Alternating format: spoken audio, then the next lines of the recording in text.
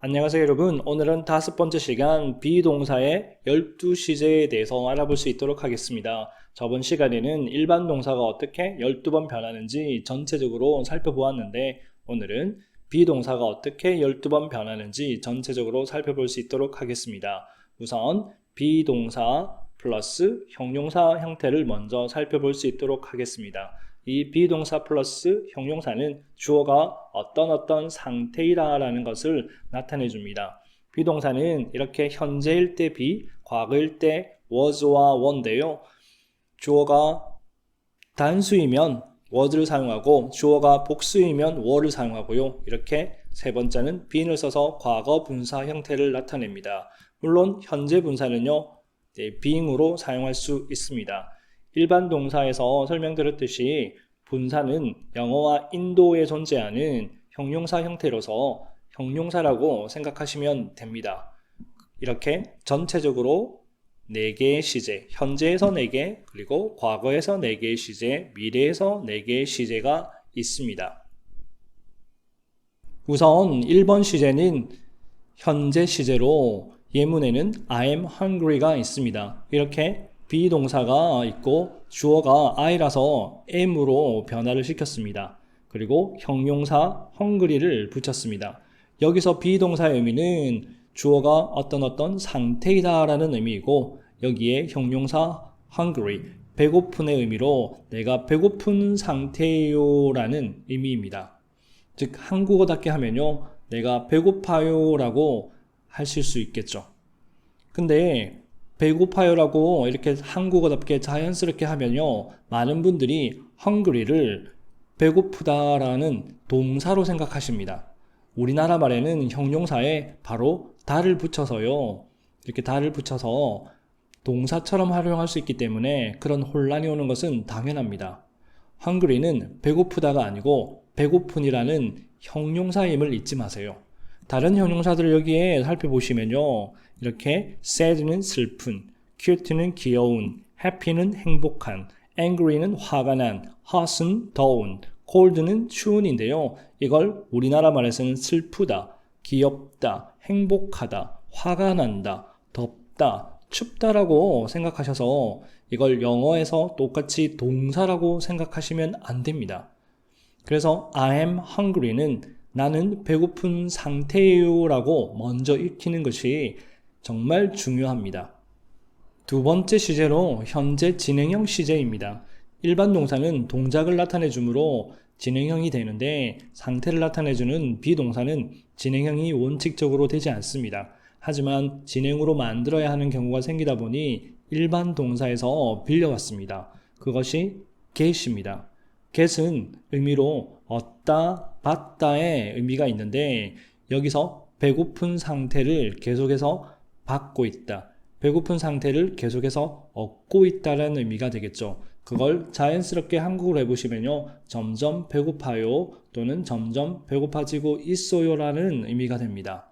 물론 나중에는 이렇게 be-ing 형태로 오는 문장들을 보시게 되는데 You are being selfish, he is being nice 처럼요. 여기서는 진행형이라기보다는 현재 일시적 상태를 강조하기 위해 사용한 것입니다. 현재 일시적 상태를 강조하기 위해 사용한 것인데 의미는 You are being selfish 하면 너 지금 이기적이다, he is being nice 하면 그 사람은 지금 친절해 라는 의미로서 평소에는 그렇지 않은데 지금 어떤 현재 그러한 상태에 있다라는 것을 강조하기 위해서 만들어 놓은 것입니다. 다음에 많은 예문을 가지고 상세하게 설명드릴 때 다시 한번 설명드릴 수 있도록 하겠습니다. 여기서는 전체적인 비교만 할 수 있도록 하겠습니다. 3번의 시제는 현재 완료 시제입니다. 현재 완료는 이렇게 have 플러스 과거 분사의 시제를 사용하는데 여기 있는 과거 분사를 여기에 가져와서 사용하는 것이죠. 과거 분사는 영어와 인도에 존재하는 형용사 형태로서 여기서 배고픈 상태를 여전히 have, 현재도 가지고 있다라는 의미입니다. 한국어답게 하면 그냥 아까부터 배고픈 상태예요 또는 아까부터 배고파요 라고 하실 수 있습니다. 물론 여기에 배고파요가요, 여기 1번 시제의 배고파요와 같은 걸로 써져 있어서요. 혼란스러울 수 있는데 1번 시제에서는 지금 배고픈 상태인 것이고 여기는 아까부터 지금 계속해서 배가 고프다라는 것을 나타내주고 있습니다. 물론 이 현재 완료는 출발을 나타내주는 since와 그리고 기간을 나타내주는 for와 함께 주로 옵니다. 만약에 since 3 o'clock, I have been hungry since 3 o'clock 이라고 하면 3시부터 지금 배가 고픈 것이고 I have been hungry for 3 hours 라고 하면 지금 3시간째 배가 고픈 상태요 라고 하실 수 있습니다. 그래서 여기 1번 시제는 1번 현재 시제는 현재 상태만 나타내주고 현재 상태만 나타내줘서 지금 배고픈 상태라는 것을 나타내주고 3번인 현재 완료 시제는 과거 상태와 현재 상태를 함께 나타내주어 과거에도 배고픈 상태였고 현재 지금도 배고픈 상태라는 의미입니다. 그래서 since와 for는 현재 시제인 1번과는 같이 사용하실 수가 없습니다. 다음에 더 많은 예문을 가지고 또 상세하게 설명드리겠습니다. 그럼 네 번째 시제에 넘어가서 현재 완료 진행형 시제를 한번 살펴볼 수 있도록 하겠습니다. 여기 4번이 현재 완료 진행형 시제입니다. 끝으로 보시면 이렇게 현재, 과거, 진행을 합쳐 놓은 것입니다. 2번의 현재 진행과 3번의 현재 완료를 합쳐 놓은 시제인데 이 두 시제가 합쳐져서 현재 완료 진행을 나타내고 있습니다. 과거에 배고픈 상태였고 그리고 지금도 그 배고픔이 계속 점점 진행되고 있다는 말입니다. 배고픔의 강도가 점점 더 세지고 있다는 의미를 나타내 줄 수도 있습니다. 출발을 나타내는 since와 기간을 나타내는 for와 함께 주로 오며 여기서 since 3 o'clock이라고 하면요 3시부터 점점 배고파지고 있어요 라는 의미를 나타낼 수 있습니다. 5번은 과거 시제입니다. 예문은 I was hungry이고 이해를 하실 때는 나는 배고픈 상태였어요 라고 하시면 되고요. 한국어답게는 배고팠어요 라고 이해하시면 됩니다. 그렇게 어려운 시제는 아니죠. 6번 시제는 과거 진행 시제로서요. 예문은 I was getting hungry가 있고 일반 동사의 과거 진행과 마찬가지로 주로 사건을 설명할 때 배경 상황으로 많이 사용합니다. 시제만 놓고 봤을 때는 그렇게 이해하기 어려운 시제는 아닌데 배우고서 배경 상황에 어떻게 사용하는지 잘 익히셔야 합니다. 의미는요. 배 고파지고 있었어요 라고 하시면 되겠다. 그쵸? 여기 7번은 과거 완료 시제입니다. 예문은 I had been hungry입니다. 일반 동사의 과거 완료에서도 설명드렸듯이 과거 완료는 과거가 두 개입니다. 여기에 하나, 여기에 하나. 총 과거 두 개가 합쳐져 있는 시제입니다. 과거가 두 개인 시제는 과거가 하나인 5번 시제가 먼저 나오지 않으면 사용 못합니다. 아래에 When my mom told me to have dinner에서 여기 told가 과거입니다. 엄마가 저녁 먹으라고 했을 때 저는 이미 그 이전부터 배고픈 상태였어요 라고 해석하실 수 있습니다. 여기 사이에 already가 없어도 이해를 할 수 있어야 머릿속에 정확한 그림을 그릴 수 있습니다. 여기 8번 시제는 과거 완료 진행 시제인데 이 시제도 마찬가지로 여기에 과거 하나, 여기에 과거 하나, 총 과거가 두 개인 시제입니다. 그래서 과거 시제가 전제되지 않으면 사용하실 수가 없습니다. 의미는 이 아래의 전제와 함께 살펴보면요. 엄마가 저녁 먹으라고 했을 때 이미 그 이전부터 배가 점점 고파지고 있었어요 입니다. 여기 8번까지 보시면 노란색으로 표시되어 있는 부분들이 있는데 이 노란색 표시 부분들이 주로 사용하고 나머지는 잘 사용하지는 않습니다. 하지만 전체적으로 비교해 보시면요. 시제에 대한 그림을 정확하게 그릴 수 있으니 참고하시기 바랍니다. 그럼 이제 미래로 한번 가볼 수 있도록 하겠습니다. 9번 시제는 미래 시제이고 예문은 I will be hungry입니다. will은 조동사이고 조동사 다음에는 동사의 원래 형태를 사용해야 하므로 am 대신에 이렇게 원래 형태인 be를 사용하고 있습니다.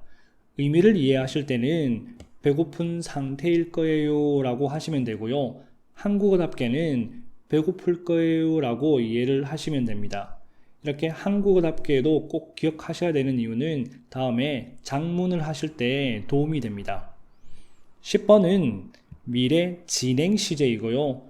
진행 시제는 이렇게 일반 동사에서 하나의 동사를 빌려와서 사용하고 있습니다.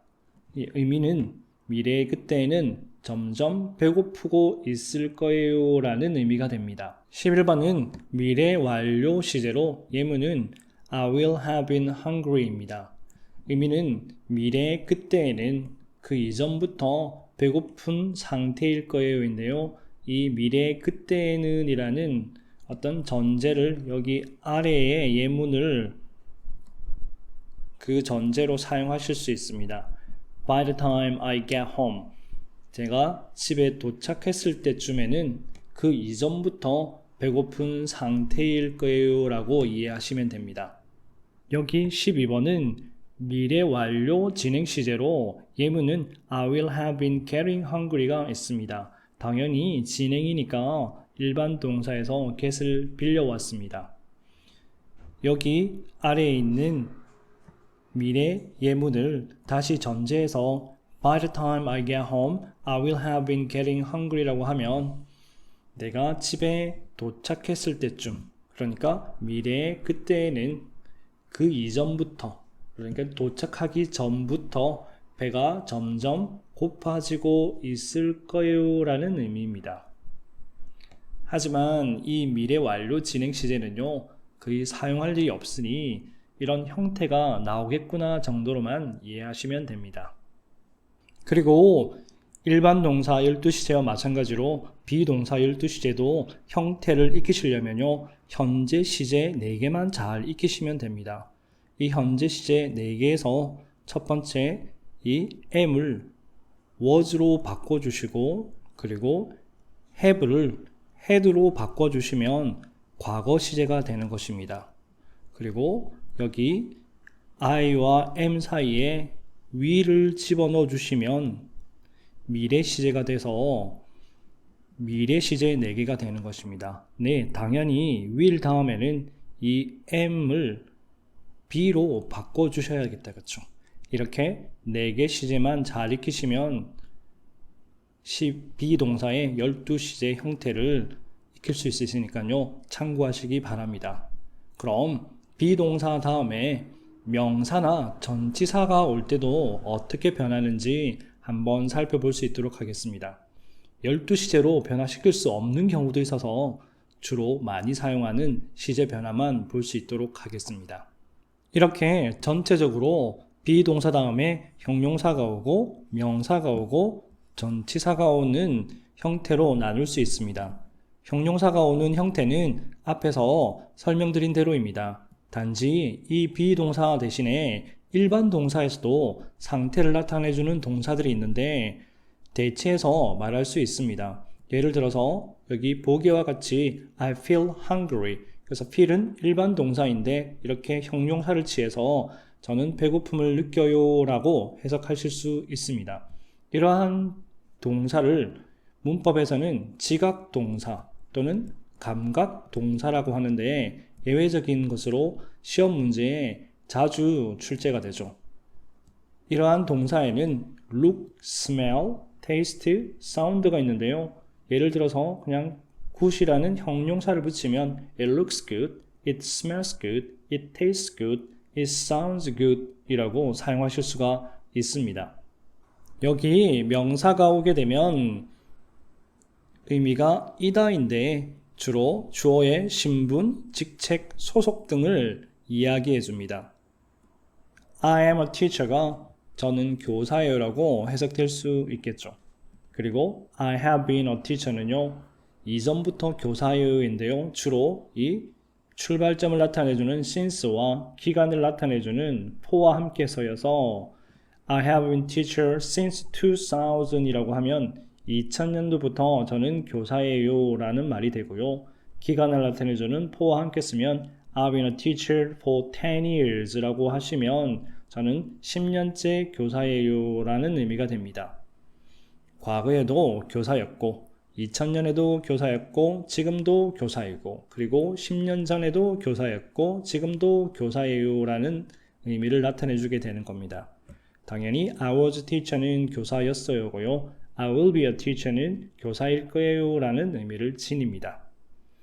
여기 세 번째에서 비동사가 전치사와 함께 사용되면 주로 주어가 어디에 있다라는 위치를 나타내 줍니다.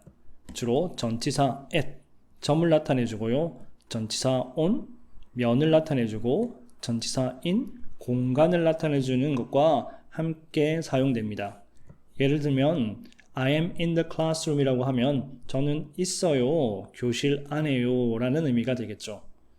여기 2번에서는요. I have been in the classroom은 현재 완료 시제로서 과거에 교실에 있었는데 현재도 교실에 있다라는 의미로서 아까부터 교실에 있어요 라고 해석하실 수가 있습니다. 물론 이 I have been in the classroom도요. 이 since와 for를 함께 사용하실 수 있습니다. 예를 들면 I have been in the classroom since 7이라고 하시면 7시부터 저는 지금 교실에 있어요 라는 의미가 되는데 7시에 교실에 있었고 지금 현재에도 교실에 있다라는 의미가 되고요. for와 함께 사용하면 I have been in the classroom for 2 hours 라고 하면 2시간 전에도 교실에 있었고 지금도 교실에 있어서 그 의미는 지금 2시간째 교실에 있어요 라는 의미가 됩니다. 3번은 I was in the classroom 이라고 하면 당연히 교실에 있었어요 라는 과거 의미가 되겠죠. 그리고 4번은 I will be in the classroom 이라고 하면 미래 형태를 사용해서 저는 교실에 있을 거예요 라는 의미가 됩니다. 그런데 I have been이 방향을 나타내는 전치사 to와 함께 사용되면 생뚱맞게 갔다 오다 라는 말이 됩니다. 예문을 보시면 I have been to London 이라고 하면 런던에 갔다 왔어요 라는 의미가 됩니다.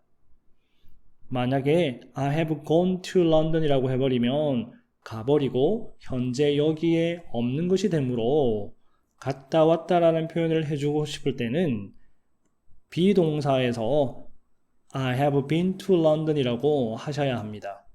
그리고 I have been to London은 런던에 갔다 왔어요 라는 말 위에도 런던에 가본 적이 있어요 라는 경험을 의미하기도 합니다. 이렇게 전체적으로 어떻게 비동사가 변해서 의미를 나타내는지 살펴보았습니다. 다음에는 수동태가 전체적으로 어떻게 변하게 되는지 한번 알아볼 수 있도록 하겠습니다. 오늘은 여기까지입니다. 바이바이.